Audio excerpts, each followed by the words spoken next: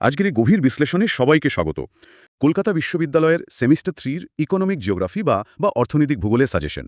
আসলে চারপাশের পৃথিবীকে, তার অর্থনীতিকে এবং তার পেছনের ভৌগোলিক কারণগুলোকে এক সুতোয় গাঁথতে শেখানো হচ্ছে এখানে। শুরুতেই তো ওই 15 নম্বরের বড় প্রশ্নগুলোর কথা আসছে। হ্যাঁ, যেগুলোকে আমরা হেভিওয়েট প্রশ্ন বলতে পারি। এই তালিকার দিকে তাকালে সত্যি অবাক হতে হয়। ওয়েবারের ইন্ডাস্ট্রিয়াল লোকেশন থিওরি বা শিল্প অবস্থান তত্ত্বের সমালোচনামূলক আলোচনা করতে বলা হয়েছে। ওয়েবারের থিওরিটা কিন্তু খুব ইন্টারেস্টিং। হ্যাঁ, থিওরিটা মূলত বোঝায় একটি কারখানা ঠিক কোথায় স্থাপন করলে কাঁচামাল এবং যাতায়াত খরচ সবচেয়ে কম হবে। পাশাপাশি আরও কিছু প্রশ্ন আছে, যেমন উদাহরণসহ অর্থনৈতিক কার্যকলাপের শ্রেণীবিন্যাস। আর ওই উৎপাদন শিল্পের বা ম্যানুফ্যাকচারিং ইন্ডাস্ট্রি শ্রেণীবিন্যাসটাও তো আছে, তাই না? হ্যাঁ, ওটাও আছে। আবার এর ঠিক পরেই কাঠ শিল্পের বা টিম্বার ইন্ডাস্ট্রির জন্য সরলবর্গীয় অরণ্য বা কনিফেরাস ফরেস্ট কেন ভালো, তার পাশেই কজেস অফ ডিফরেস্টেশনের বিষয়টা মনে করিয়ে দিচ্ছে যে এই মাত্রাতিরিক্ত অর্থনৈতিক শোষণের ফলে পরিবেশের কি ভয়াবহ ক্ষতি হচ্ছে। দীর্ঘ বর্ণনামূলক প্রশ্নগুলোর পর 5 নম্বরের যে সংক্ষিপ্ত প্রশ্নগুলো রয়েছে সেগুলো কিন্তু অনেক বেশি গতিশীল। আর তুলনামূলকও বটে। হ্যাঁ, এখানে মূলত দুটি বিষয়ের মধ্যে পার্থক্য এবং ছোট ছোট ধারণার উপর জোর দেওয়া হয়েছে, যেমন পণ্য এবং পরিষেবার মধ্যে পার্থক্য।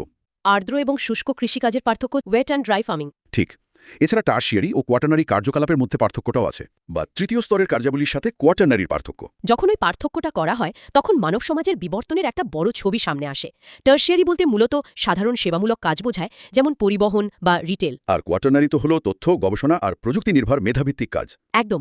যেমন অর্থনৈতিক বিশ্বায়ন বা ইকোনমিক গ্লোবালাইজেশনের ওপর টিকা, তারপর আন্তর্জাতিক বাণিজ্যে বিশ্ব বাণিজ্য সংস্থা বা WTOর ভূমিকা।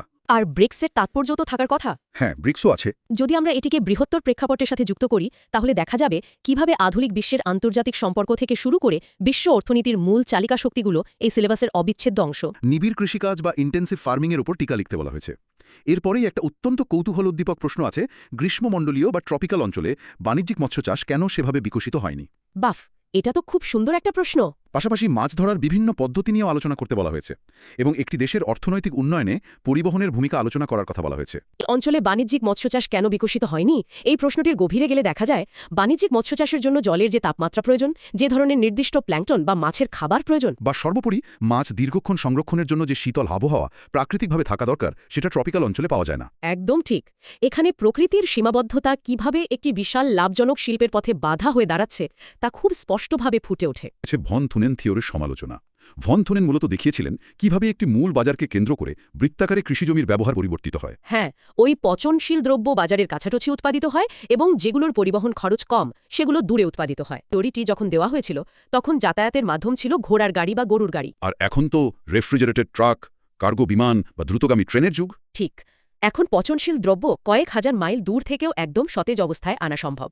তাই বাজারের পাশেই দুধ বা সবজি উৎপাদন করার যে বাধ্যবাধকতা আগে ছিল তা এখন আর নেই। মানে যে কৌশলের কথা বলা হয়েছে তার শর্টকাটের বদলে গভীরভাবে বিষয়বস্তু শিখতে উৎসাহিত করে। কিভাবে কাজ করে এটা? ধরুন, ওয়েবারের ইন্ডাস্ট্রিয়াল লোকেশন থিওরি কেউ খুব ভালোভাবে পড়ল এবং বুঝল, তাহলে সেই থিওরির ভেতরে থাকা আইসোড্যাপেন বা পরিবহনের খরচের মতো যে কোনো ছোট শব্দ থেকে 2 নম্বরের প্রশ্ন এলে সে অনায়াসেই তার উত্তর দিতে পারবে। এর জন্য আলাদা করে লাইন ধরে মুখস্থ করার কোনো প্রয়োজন পড়বে না। একেবারেই না। অর্থাৎ বড় কাঠামোটি বুঝতে পারলে ছোট ছোট উপাদানগুলো এমনিতেই আয়ত্তে চলে আসে, আলাদা করে বিচ্ছিন্ন তথ্য মুখস্থ করার চাপ নিতে হয় না। হ্যাঁ, আমরা আজকের আলোচনার প্রায় শেষ পর্যায়ে চলে এসেছি। পুরো বিষয়টিকে যদি একটা সুতোয় বাঁধার চেষ্টা করা হয় তবে বলা যায় এই সাজেশন চারপাশের কাঠ শিল্প থেকে শুরু করে ব্রিক্সের মতো আন্তর্জাতিক জোট এবং বিশ্ব বাণিজ্য সংস্থার মতো গ্লোবাল প্ল্যাটফর্ম থেকে শুরু করে চিলোচেনা মাছ ধরার পদ্ধতি পর্যন্ত সবকিছুর সাথে মানবজীবনের অর্থনৈতিক সম্পর্কের একটা জীবন্ত মানচিত্র। খুব সুন্দরভাবে গুছিয়ে বললেন। আর এই বিষয়গুলোর প্রাসঙ্গিকতা কিন্তু শুধু বিশ্ববিদ্যালয়ের গণ্ডি বা পরীক্ষার হলের ভেতরেই সীমাবদ্ধ নয়।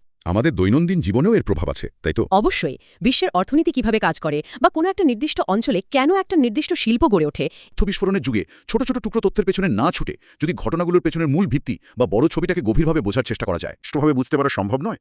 এই প্রশ্নটি আজকের মতো সবার ভাবনার খোরাক হয়ে থাক। চারপাশের পৃথিবীকে নতুন চোখে দেখার চেষ্টা চলতে থাকুক।